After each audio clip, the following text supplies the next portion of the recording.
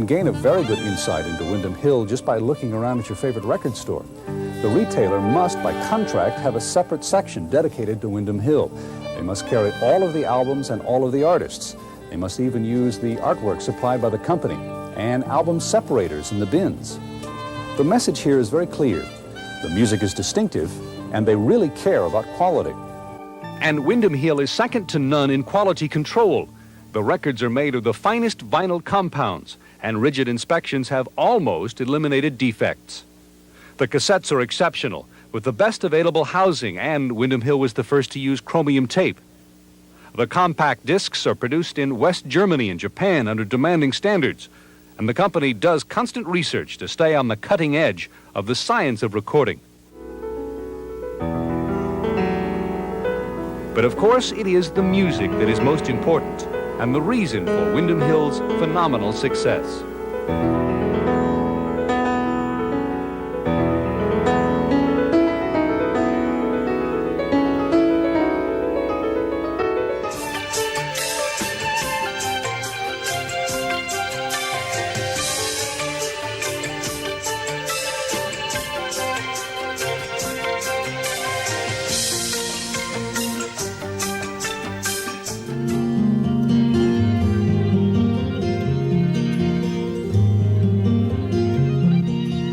These styles almost defy description. It's not jazz, folk, classical, or rock, but it has all of those elements.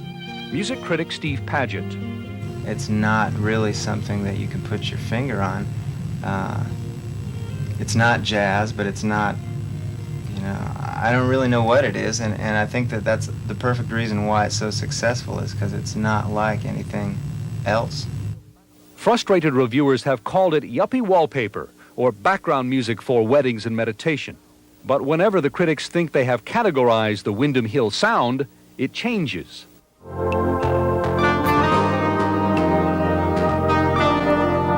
This is a synthesizer band from Japan, now on the company label.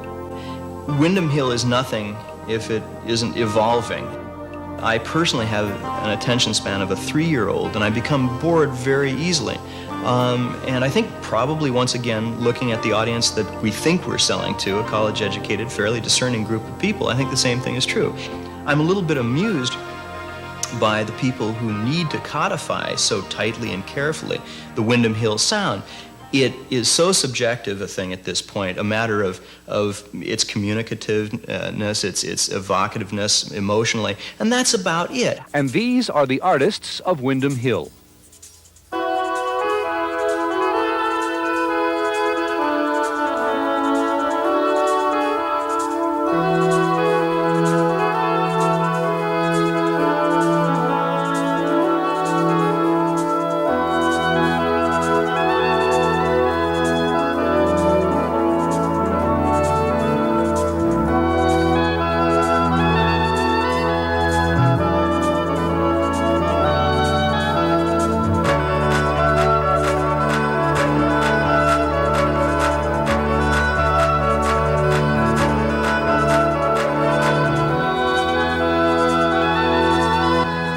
In 1985, Windham Hill sold nearly 10 million records in the United States.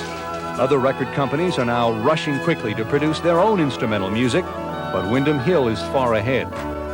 Tomorrow, the success story.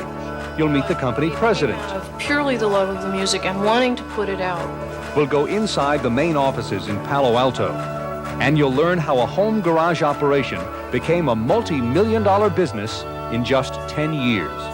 Tom Duhane for Channel 3 reports.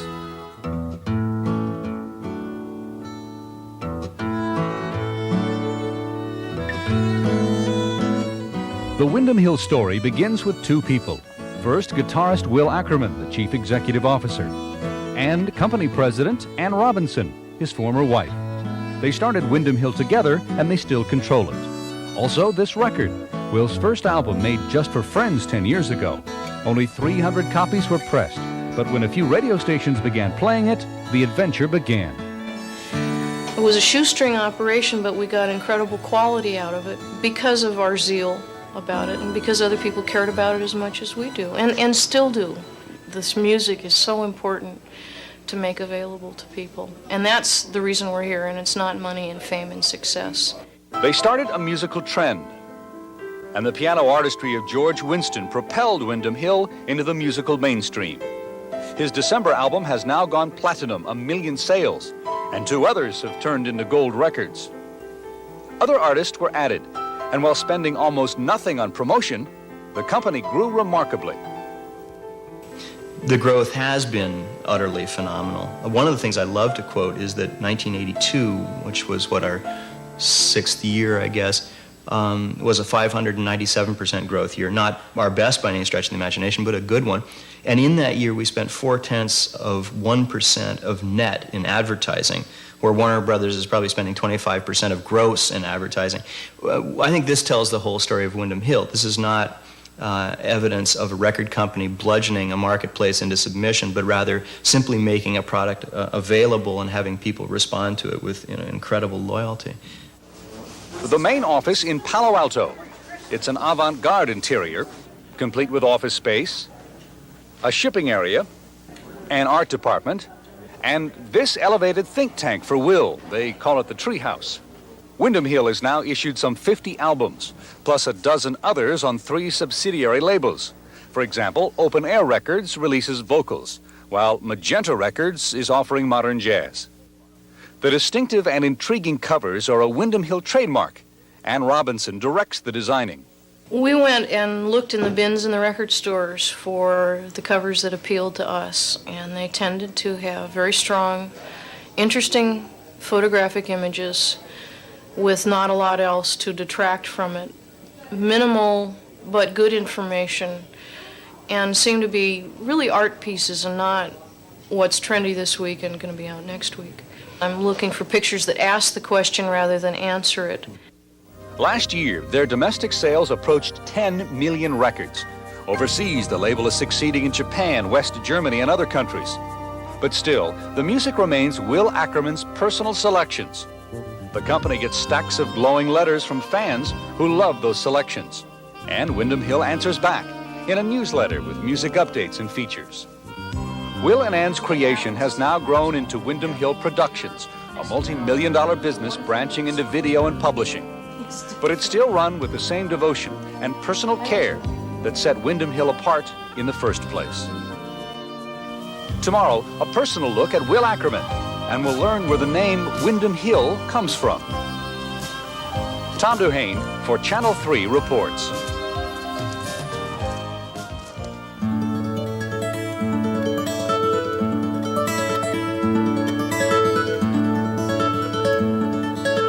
This is Will Ackerman's beautiful home in Marin County. It's also his office, where as chief executive he directs Windham Hill. He's 36, a native Californian. As an artist, he's recorded 6 albums, and that's how he's best known, as a guitarist. His parents expected him to become a scholar. His father was the head of Stanford University's English department. In the early 70s, only 5 units shy of graduating from Stanford University, Will Ackerman decided to completely change his life. He quit school and moved up into the California foothills here to Auburn, where he played guitar for his friends and learned carpentry by building homes. And I apprenticed under a man named Osmund Hansen, who was a Norwegian boat builder and later ship's carpenter with the Norwegian Merchant Marine, and a man who knew more about wood than anyone I've met subsequently. And Ozzy just took me in and taught me. And then my friend Otis Wolin came up and joined me, and we began building in that area. And we were always having a good time, playing music, climbing in the mountains, swimming in the ocean, going down rivers.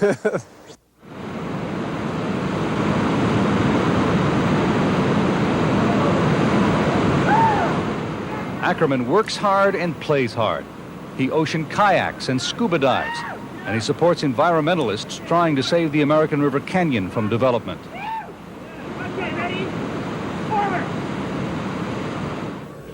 He's a man of the high-tech, business-savvy 80s, but with one foot still in the 60s, somewhat rebellious and very creative. He's traded in his VW bus for a silver Mercedes, but his dedication to Windham Hill is unending.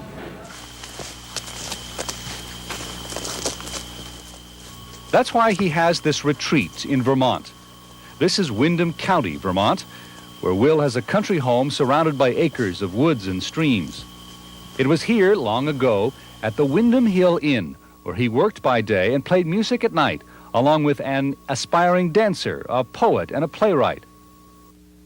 A very selfless collaboration in an artistic environment. And that's what Windham Hill came to mean to me. And so anything that I wanted to be associated with had that name with it, Windham Hill. He is most proud that Windham Hill is still a place where artists can begin their career, and that his uncommercial approach to records has succeeded and influenced the entire music industry.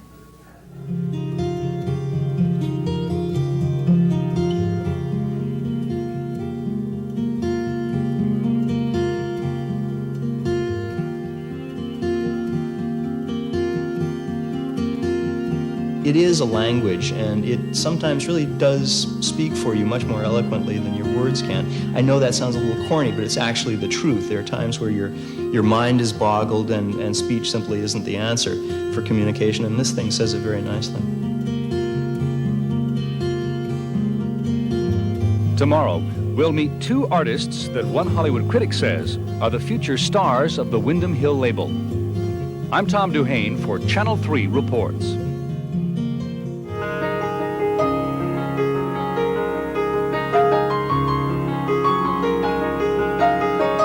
If you were to pick two artists on the label that you think really have tremendous potential, who would they be and why? I think that Michael Hedges and Mark Isham, because of the two, have such a unique style. I think they're different from anybody else, and they're technically proficient. They're great musicians.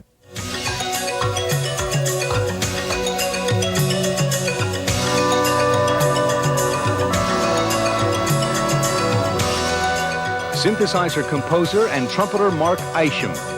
His music is becoming known because of film scores, including the soundtrack for Trouble in Mind. This Windham Hill album is a collection of his other scores, including Mrs. Sophel and Disney's Never Cry Wolf. He's also produced a solo album entitled Vapor Drawings.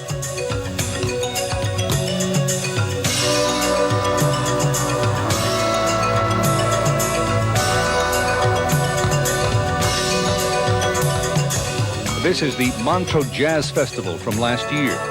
Between stints with the Oakland and San Francisco symphonies, he's also played with several jazz and rock bands, including Sons of Champlin and the Beach Boys. And he's worked on 5 albums with Van Morrison. Synthesized music, because you're hearing a sound that you perhaps have never heard before in your life, or a combination of sounds that is completely unique for that moment. That's the nature of the instruments. It establishes perhaps a brand new mood, a brand new setting for you, a brand new sense of your surroundings. I think that's the quality that might really set my music off from a lot of other music.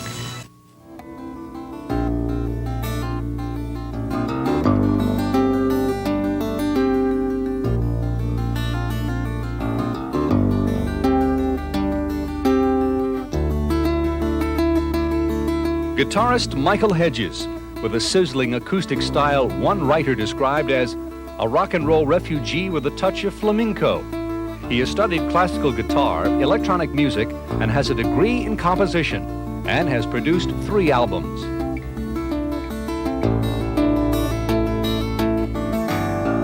I tried cello for a while and clarinet for a while, and then when I heard Ian Anderson, I played flute in the high school marching band. Then I started playing in rock bands and gradually ended up at a music conservatory. My ideas weren't mostly guitaristic, they were mostly compositional, and so I stretched the guitar to fit those ideas rather than vice versa. Tomorrow night, the accomplishments of Windham Hill's most popular artist, George Winston, and a group which combines jazz, rock, and folk music like you've never heard it before.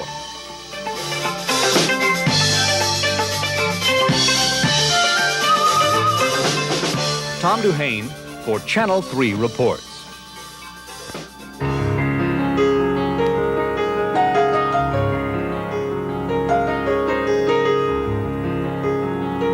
These albums have delighted over 2 million record buyers and largely transformed Windham Hill from a small independent record company into a real force in the music industry.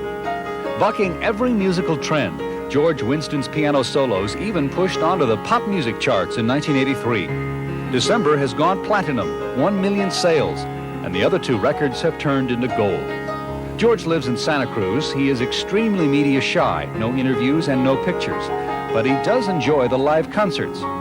Synthesizer composer Mark Isham talks about George's style. George has a simplicity and a kind of a folk quality to his music that I think spoke to a lot of people very directly, and consequently just moved really quickly by word of mouth. And it's opened up, a lot of other musics to follow that. Winston does plan 3 more records, one about the summer season, one for outer space, and one about fantasy.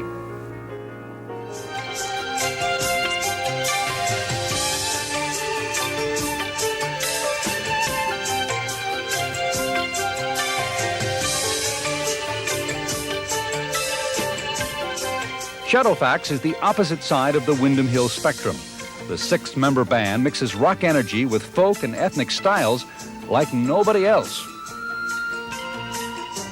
We started out playing in blues bands on the south side of Chicago and grew up listening to a lot of rock and roll. And then we started listening to a lot of jazz music, a lot of world music, and all these elements combine. And we take a lot of music from a lot of different places. If people ask me to describe it, I really don't know what to tell them. We've been playing it for 15 years, but I don't know what it is myself, really. But how do people discover this unusual sound? The lead guitarist says by reaching people directly. We've been on the road, for the last 4 years, 6 months out of each year. Plus, there's a strong grassroots following of Windham Hill people. People who buy anything that's on Windham Hill. It's a pretty amazing phenomenon.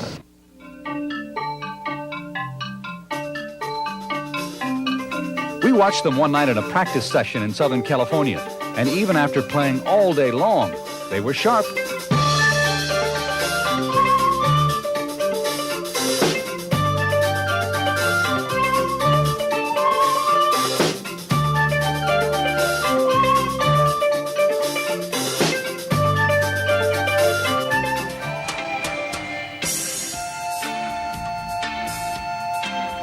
Looking ahead, they hope to be composing a film score. But this summer, they'll be busy with a U.S. concert tour, and then it's probably on to Japan and Europe, doing what they really enjoy, playing live.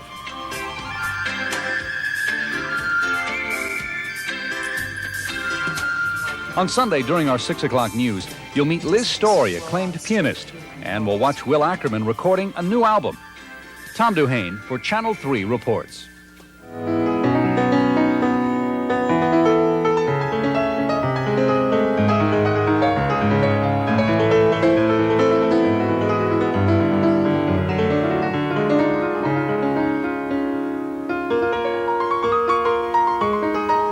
The fresh, extemporaneous style of Liz Story. At Davies Hall in San Francisco, a friend convinced her to send a demo tape to Windham Hill.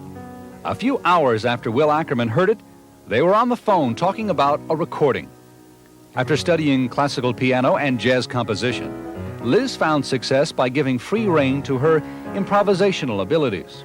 I play for half an hour on a piece, and I have it on tape, and I listen back. And usually that way the pieces do come out. The beginning might be at the end, and they, it doesn't just flow out straight through composed. Will Ackerman, arriving at Fantasy Studios in Berkeley to record another portion of his new album, Conferring with the Moon. It is his 6th release on his own label because, after all, he's the founder of Windham Hill Records.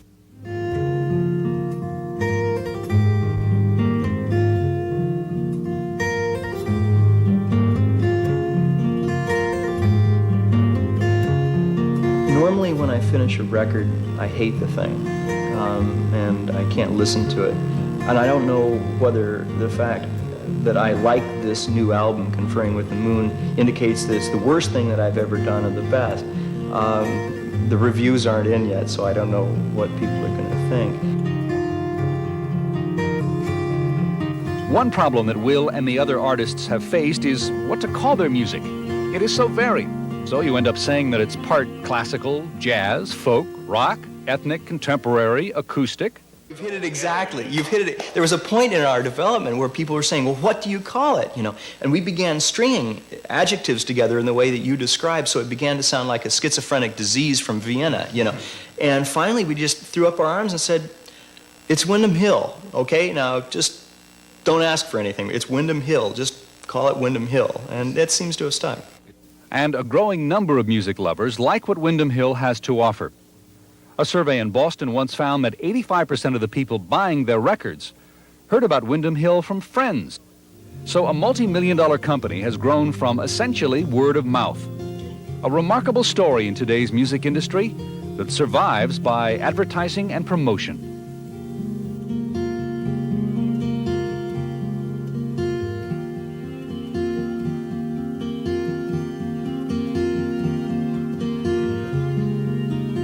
Tom Duhane for Channel 3 reports.